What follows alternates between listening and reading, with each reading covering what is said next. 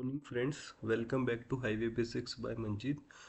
आज का हमारा टॉपिक है बिड कैपेसिटी। ये जो टॉपिक है ये मुझे एक हमारे सब्सक्राइबर ने सजेस्ट किया था कि आप सर इस पे वीडियो बनाइए कि ये टॉपिक पे भी काफ़ी ज़्यादा मतलब इसमें क्या क्या पॉसिबल होता है, टेंडर के टाइम में क्या बिड कैपेसिटी होनी चाहिए, उस बेसिस पे काफ़ी सारी चीज़ें हैं, कुछ फाइनेंशियल कुछ टेक्निकल, तो उन्हीं पे आज हम बात करेंगे। चलते हैं आज हम बिड कैपेसिटी पे। बिड कैपेसिटी है क्या, सबसे पहले उसको समझेंगे। Bid capacity is the maximum financial capability of a contractor to undertake the additional work considering past turnover, project duration, existing commitments. और क्या है, it ensures that a contractor does not over commit beyond their execution capacity, और in simple word, authority wants to ensure that you have the financial and operational strength to complete the project within the time. आप अभी तक जो मैंने बोला अभी तक उसके हिसाब से आप समझ गए होंगे कि बिड कैपेसिटी क्या है।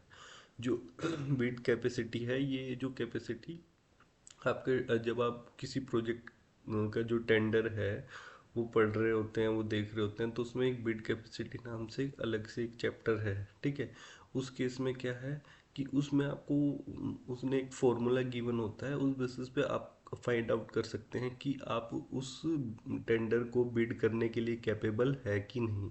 ठीक है। वहाँ से आप फाइंड आउट कर सकते हैं। तो उसके लिए एक फॉर्मूला होता है, वो आगे मैं आपको एक्सप्लेन करूँगा उसको डिटेल में। उस फॉर्मूले को भी एक्सप्लेन करूँगा, प्लस उसके साथ में एक एग्जांपल भी लेके चलेंगे ताकि आपका जो बिड कैपेसिटी वाला जो पार्ट है वो क्लियर हो जाए। ठीक है। अब देखिए, मैं आपके लिए एक एग्जांपल लेके आया हूँ। ये देखिए, ये NHAIDCL का एक प्रोजेक्ट है, balance work of widening improvement to two lane with paved shoulder from the 27+150 Golai गाँव। ठीक है, ये प्रोजेक्ट है। और ये क्या है, इसकी कॉस्ट है 340.41 CR। ठीक है। प्रोजेक्ट पीरियड कंप्लीशन कितना है, 2 साल का। उसके बाद बिड ड्यू डेट है, ये टेंडर आईडी है, फाइनेंशियल बिड ओपनिंग डेट है 6 फरवरी 2026। अब देखिए पोजीशन क्या है, L1 L2 L3, यानी ये लोएस्ट वन है। तो ये कितना डाउन गया, ये -27.51% डाउन गया है। ठीक है। ये L8 तक दे रखा है। बाकी देखिए, ये जो रेड कलर से मार्क किए हुए हैं, JKM इंफ्रा, अशोका बिल्डकॉन, ये सब मार्क किए हुए, not eligible for opening of financial bid. अब ये क्यों, अब मान लीजिए आपको पता है अशोका बिल्डकॉन तो एक काफ़ी बड़ी कंपनी है। देखिए इन सब में जो भी और भी कंपनीज होंगी बड़ी, बट हम देख पा रहे हैं कि इनमें से एक अशोका बिल्डकॉन लिमिटेड करके कंपनी है, ये काफ़ी बड़ी कंपनी है। तो ये कैसे एलिजिबल नहीं हुई यहाँ पे, जबकि ये तो कम से कम हजार हजार, दो दो तीन तीन हजार करोड़ के काम भी करती है, तो ये यहाँ पे एलिजिबल क्यों नहीं हुई, उसका रीज़न आज हम जानेंगे इसी वीडियो में, और वो भी डिटेल में। ठीक है। तो ये मैंने आपको एक एग्जांपल दिखा दिया। अब चलते हैं इन इसके फैक्ट्स पे। ठीक है। अब क्या है, why bid capacity is sorry, bid capacity is critical in tenders. अब देखिए, आप NHAI के टेंडर्स देखते हैं जब, तो टेक्निकल इवेलुएशन में क्या होता है, जब टेक्निकल इवेलुएशन होता है तो ना, जब फाइनेंशियल जो बिड होती है, BOQ जो आपने सबमिट किया है कि आप इस प्रोजेक्ट को इतने रुपए में करेंगे, तो उस टाइम पे क्या है कि उसको खोलने से पहले क्या क्या चीज़ें चेक की होती है कि भाई, टेक्निकल के टाइम पे चेक करते हैं हम कि भाई उसका वर्क एक्सपीरियंस, जो मान लो हमने लगाया था कि भाई ऐसा कोई कॉन्ट्रैक्टर चाहिए जिसने 4 लेन का काम किया हो, तो सिमिलर वर्क एक्सपीरियंस। तो 4 लेन का काम जिसने किया है, उस वो सिमिलर है, अगर उसका मिलता जुलता है तो वो ओके है। फिर फाइनेंशियल कैपेसिटी, कि भाई ये इतने का काम कर सकता है कि नहीं। ठीक है। उसके बाद आ गया बिड कैपेसिटी। बिड कैपेसिटी क्या है कि भाई, इसने इसके पास में अभी ये जितने प्रोजेक्ट्स कर रहा है वो सबको देखा जाए तो इसके पास इतना, मतलब इतना पैसा और इतनी मशीनरी, इतनी मैन पावर होगी कि ये इस प्रोजेक्ट को बिड कर सके। ठीक है। If your bid capacity is less than the project cost, और you are declared as a non responsive. ठीक है। तो आपने देखा होगा कई जगह टेंडर में नॉन रिस्पॉन्सिव लिखा होता है। ठीक है। तो वो इसलिए लिखा होता है कि भाई वो बिड कैपेसिटी क्रॉस नहीं कर पा रहे। ठीक है, if your price bid is, उसके बाद में क्या होता है कि फिर आपका जो जो प्राइस बिड है ना, मान लीजिए आपकी जो फाइनेंशियल ओपनिंग होनी थी वो नहीं होगी। क्यों? क्योंकि जब आपको टेक्निकल में देखा गया तो आप टेक्निकल में ही बाहर हो गए, टेक्निकल के बाद ही आपको नॉन रिस्पॉन्सिव डिक्लेयर कर दिया जाता है। और ये क्या है, ये नेगोशिएबल भी नहीं है, इसको हम करेक्ट भी नहीं कर सकते, और इसकी स्ट्रेट रिजेक्शन है ये एक तरह का।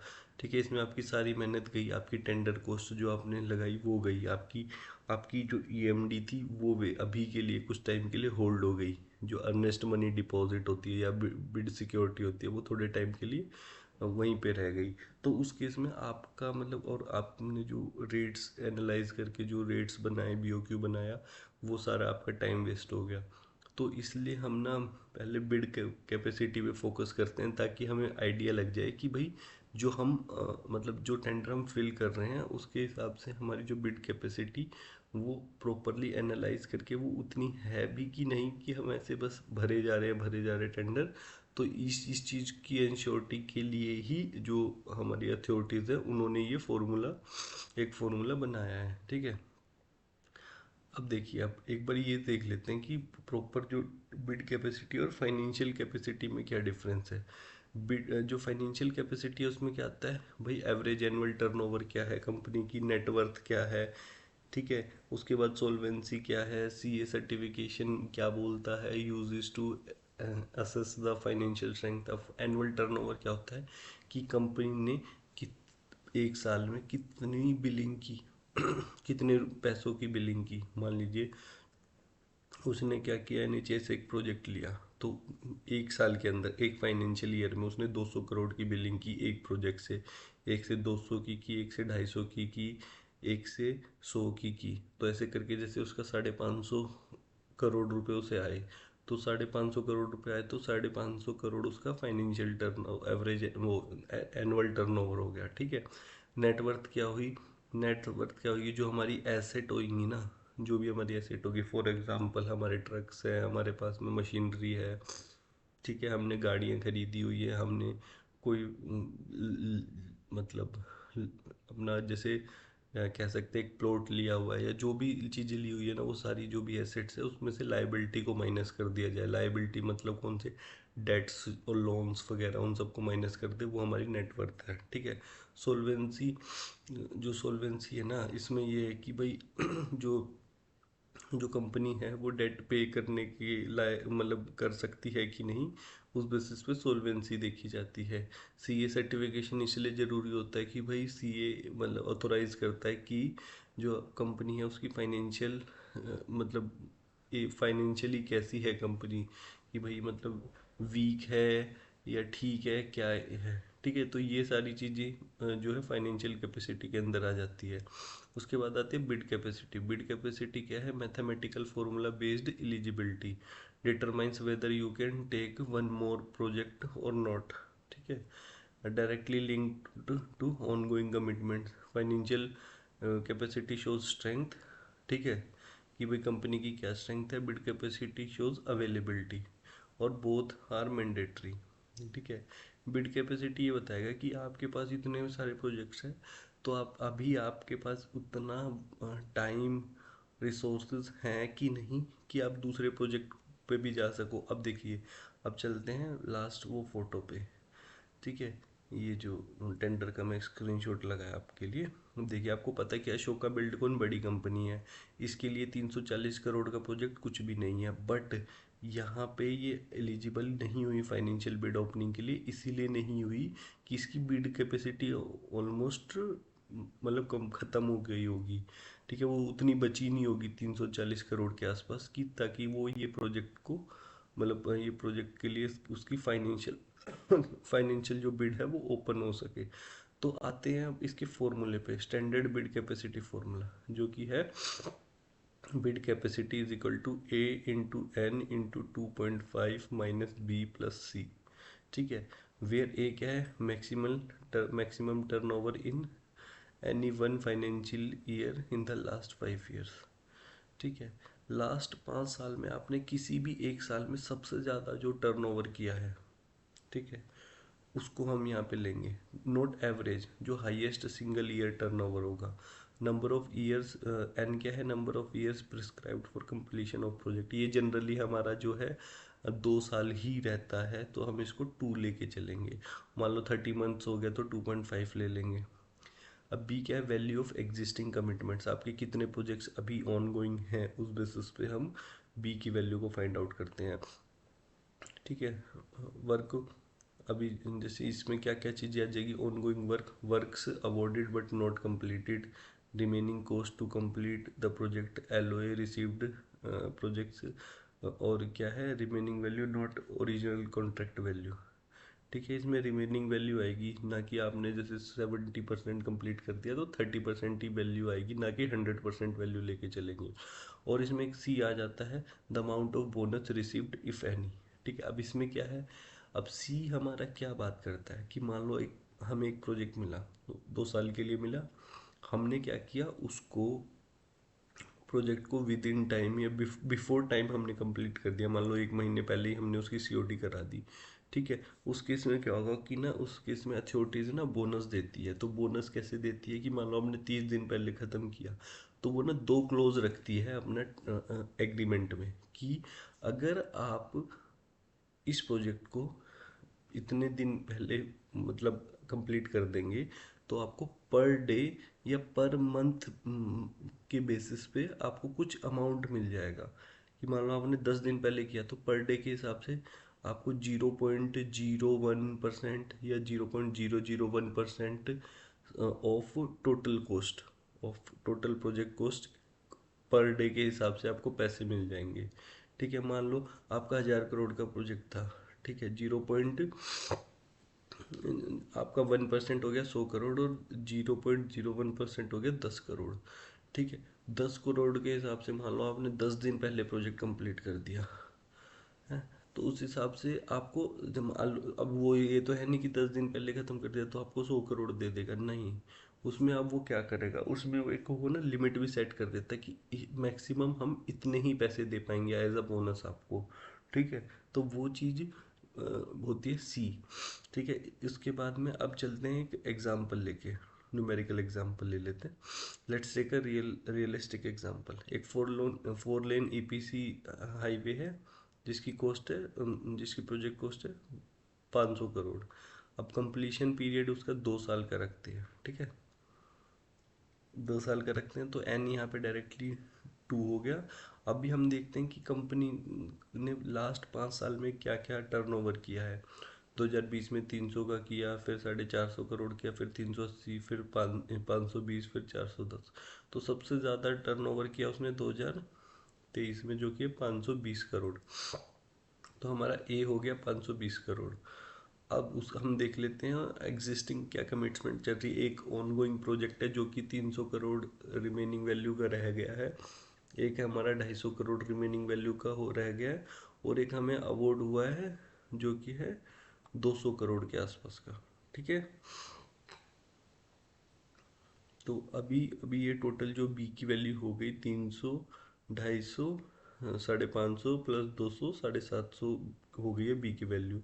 और अभी तक इनको कोई बोनस रिसीव नहीं हुआ है ना, तो इस केस में हम क्या करेंगे, now applying the formula bid capacity A into N into 2.5 minus B plus C. तो ए हमारा 520 जो मैक्सिमम टर्नओवर आया, एन हमारा 2 आया जो कि 2 इयर्स है, जो अपना प्रोजेक्ट कंप्लीशन जो टाइम है। ठीक है, फिर इंटू 2.5 माइनस जो हमारा बी एग्जिस्टिंग कमिटमेंट है बी 750 माइन प्लस 0। तो इससे हमारा जो आया वो है बिड कैपेसिटी हमारी 1850 करोड़ की है। ठीक है, अब बिड कैपे अब ये जो है, अब इसमें क्या है कि ओके ओके सॉरी, ये यहाँ पे एक्चुअली ये मतलब मेरे से कैलकुलेशन मिस्टेक नहीं हुई है। इसमें इश्यू क्या हुआ कि यहाँ पे मैंने ये बिड कैपेसिटी यहाँ पे ये यहाँ पे ना 1850 करोड़ है, और यहाँ पे भी बिड कैपेसिटी 18 1850 करोड़ आ जाएगी। यहाँ पे गलती से ये बाय मिस्टेक मेरे से 1330 करोड़ हो गया है। ये कैलकुलेशन एरर था। ये पहले एक्चुअली मैं कोई और एग्जांपल ले रहा था, उस बेसिस पे ये वैसा ही रह गया, उसके लिए सॉरी। तो अभी हम देख सकते हैं कि हमारा प्रोजेक्ट की जो कॉस्ट थी वो थी 500 करोड़, और हमारी आ रही है बिड कैपेसिटी 1850 करोड़, यानी हम और भी प्रोजेक्ट्स बिड कर सकते हैं और इसको तो हम इजीली कर ही लेंगे। ठीक है, ये था हमारा मतलब एक एग्जाम्पल। दूसरी तरफ चलते हैं। अब फेलियर में क्या होगा, मान लो सपोज सेम कॉन्ट्रैक्टर है, उसका बी जो है 1800 करोड़ हो गया, तो जो उसकी बिड कैपेसिटी होगी, देखे तो एक तरह से मान लो उसकी बिड कैपेसिटी जो है क्या है, जो हमारा ए इंटू एन माइनस 2.5 था, उस केस में क्या हुआ कि हमने अगर फाइंड आउट किया तो 280 करोड़ आ रही है फॉर एग्जांपल। तो 280 करोड़ आ रही है तो बिड कैपेसिटी, तो फिर हमारा प्रोजेक्ट की कॉस्ट तो 500 करोड़ है, तो यहाँ पे तो ये फेल हो जाएगा, है ना। मान लो आपकी कम आ रही है तो फेल हो गया, तो रिजल्ट में क्या आएगा, non responsive due to insufficient bid capacity. ये नॉन रिस्पॉन्सिव भी लिख के छोड़ देते हैं, या फिर लिख देते हैं कई बार कि note eligible for financial bid opening. ठीक है, उसके बाद क्या है, जबकि उसका स्ट्रॉन्ग एक्सपीरियंस होगा, हाई टर्नओवर होगा, बिग कंपनी होगी। ये एक एग्जांपल है, कौन सी, अशोका बिल्डकॉन, जिसका मैंने अभी आपको स्क्रीनशॉट दिखाया था। जब इतनी बड़ी कंपनी होने के बाद भी वो रिजेक्ट हो जा रही है टेंडर्स में। अब क्या है, क्रिटिकल प्रैक्टिकल सिनारियोज। ठीक है, high turnover but too many project, जैसे कि आपको अभी परफेक्ट एग्जांपल दिखाया मैंने अशोका बिल्डकॉन, जिसका टर्नओवर बहुत ज़्यादा है बट उसके बाद प्रोजेक्ट्स भी ज़्यादा है, इसके इसलिए वो है बिड कैपेसिटी में बाहर हो गई। ठीक है, अब ये क्या करते हैं, ये जो बड़े कॉन्ट्रैक्टर्स अग्रेसिवली बिड करते हैं मल्टीपल प्रोजेक्ट्स को। ठीक है, जिसकी वजह से क्या होता है कि जो बी होता है ना वो हाई हो जाता है।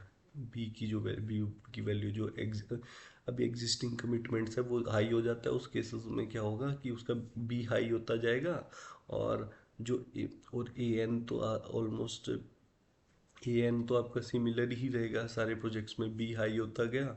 तो जब वो माइनस होगी ना वैल्यू, तो आपकी जो लास्ट वैल्यू आएगी वो कम आएगी। उस बेसिस पे आपकी अगर प्रोजेक्ट कॉस्ट ज़्यादा है तो आप वहाँ पे रिजेक्ट हो जाएंगे, है ना। तो इसके लिए भी एक प्रॉपर स्ट्रेटेजी चाहिए होती है। अब क्या होता है कि कई कंपनियां बस ऐसे करे जा रही है, काम करे जा रही है, और एग्जिस्टिंग कमिटमेंट्स पे ध्यान नहीं दे रही है, और उस केस में वो क्या कर रही है, ओवर कमिट कर दे रही है। तो ओवर कमिट को लिमिट करने के लिए ही अथॉरिटी ने ये फॉर्मूला बनाया है। ठीक है, अब आता है दूसरा केस कि भाई जब जेवी में जाना चाहते हैं, तो जेवी में क्या होता है, जेवी में ना जनरली क्या होता है कि दो पार्टनर्स होते हैं, एक लीड पार्टनर होता है और एक उसके पीछे जो काम करता है वो होता है। ठीक है, जिसके क्रेडेंशियल कम होते हैं। अब अब क्या होता है कि उस केस में ये बोलते हैं कि अगर इतनी इतनी लेंथ का प्रोजेक्ट है तो दो ही जेवी पार्टनर हो सकते हैं। ठीक है, अब उसमें क्या होगा कि उसमें लिखा होता है कि 60% ही ऐसा होगा कि भाई एक पार्टनर 60% ही, लीड पार्टनर को 60% रखना पड़ेगा, उससे ज़्यादा वो नहीं रख सकता। तो ऑब्वियसली बात है कि 40% जो कैपेसिटी होगी और या क्रेडेंशियल्स होंगे वो दूसरे जेबी पार्टनर्स को लाना पड़ेगा। ठीक है, अब इफेक्टिव जेबी कैपेसिटी क्या बनेगी, जैसे ये हुई 600 करोड़। कैसे हुई 600 करोड़ कि 60% कैपेसिटी उसकी है, 40% कैपेसिटी इसकी है।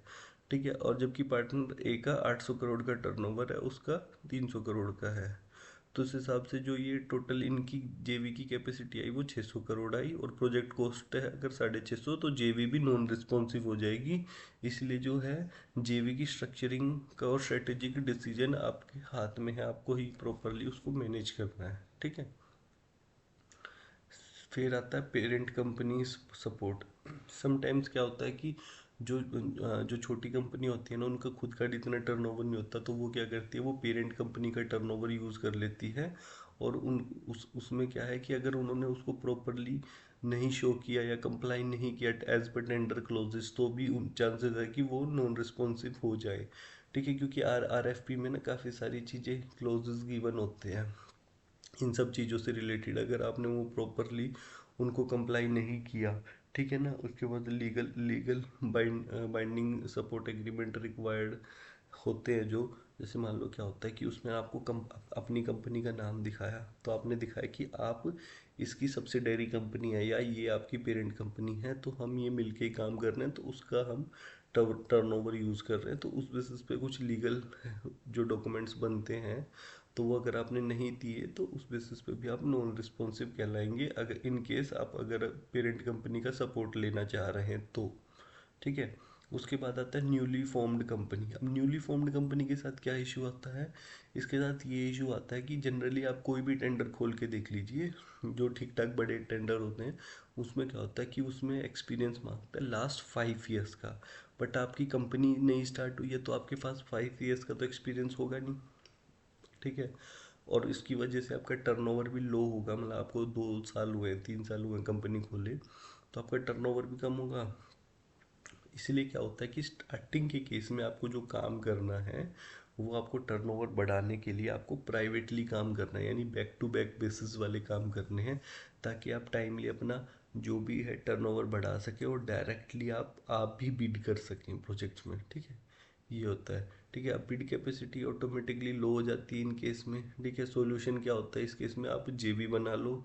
ठीक है, और क्या कहते हैं, जो रनिंग एंटिटीज़ है उनको एक्वायर करके कुछ कर लो अगर आपके पास पैसे हैं तो, या फिर कहीं पे स्ट्रेटेजिक मर्जर कर लो। ठीक है, बट वो इतनी इजी नहीं है वो चीज़ें, तो इसलिए जो सिंपल सजेशन रहता है कि ये है कि आप स्टार्टिंग के कुछ सालों में बैक टू बैक काम करिए।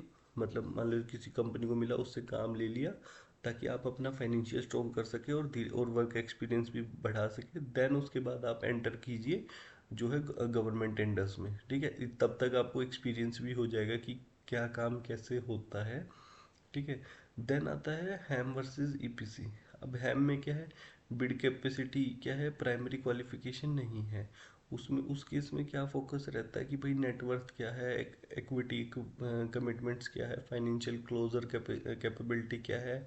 ठीक है, क्योंकि इस केस में ये क्यों चीज़ें देखी जा रही है, क्योंकि इसमें जो है कि जो है 60% जो पैसा है वो अपनी जेब से लगाना पड़ता है जो कंसेशनर को, तो इस केस में जो है फाइनेंशियल से ज़्यादा फोकस किया जाता है। और जो ईपीसी है इसमें तो भाई डायरेक्टली ऑन द स्पॉट पैसा मिलता है, तो उस केस में वो बिड कैपेसिटी फॉर्मूले पे ही चलते हैं ये लोग। ठीक है। अब क्या है, नॉन रिस्पॉन्सिव की डीप एक्सप्लेनेशन क्या है, legally non responsive means the bid does not substantially comply with the requirement of the RFP. Okay, ठीक है भाई, आप कंप्लाई नहीं कर रहे हैं एज पर आरएफपी जो गिवन है। इनसफिशिएंट बिड कैपेसिटी क्या है, मतलब मैथमेटिकल फेलियर है एक तो। उसके बाद इम्प्रॉपर ईएमडी बीजी फॉर्मेट क्या है, कि मान लो आप उसमें लिखा था कि भाई आपको जो बैंक गारंटी है या फिर अर्नेस्ट मनी डिपॉजिट है वो आपको ऐसे सबमिट करनी है। मान लो आपको ऑनलाइन सबमिट करनी थी, बट आपने क्या किया, डीडी दे दिया, डिमांड ड्राफ्ट दे दिया, तो उस केस में मतलब फेल कर सकता है। या कोई एक्सपायर्ड वैलिडिटी वाला दे दिया, या कोई क्लोज मिसिंग था उस केस में।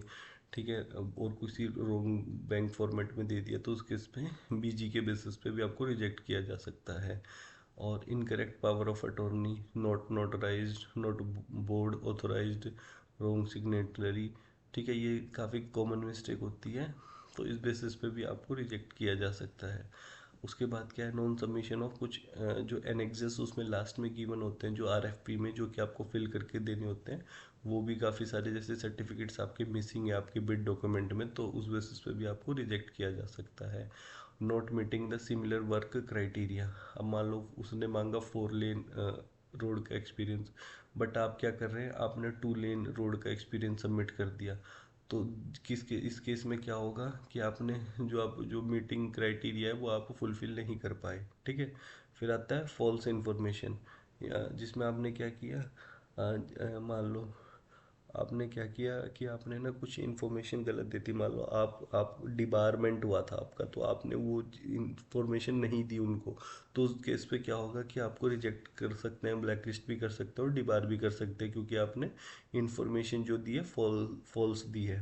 ठीक है, उसके बाद इन प्रॉपर जेवी एग्रीमेंट, मान लो आप जेवी में काम कर रहे हैं, तो आपने प्रॉपरली रिस्पॉन्सिबिलिटीज़ वाला क्लोज है उसको प्रॉपरली नहीं देखा है, या उसको कंप्लाई नहीं किया है, स्टैंपिंग का इशू है, कुछ और मिसमैच है, तो उस केसेस में इशू आता है। ठीक है, फिर आता है एडवांस स्ट्रेटेजिक इंसाइट्स। ठीक है, अब ये क्या है, how contractor increase bid capacity, ठीक है, उनको अपने टर्नओवर बढ़ाने पे ध्यान देना है कि उनको एक अपने टर्नओवर को एक पीक पे ले जाना है, ताकि वो क्या कर सके, अगर ए स्ट्रोंग होगा तो क्या है, तो भी अच्छा है कि ए स्ट्रोंग है, तो फिर उसके इसमें क्या है कि बी अगर ज़्यादा भी हो रहा है तो हम वहाँ से हम बिड कैपेसिटी हमारी बढ़ जाएगी, ठीक है।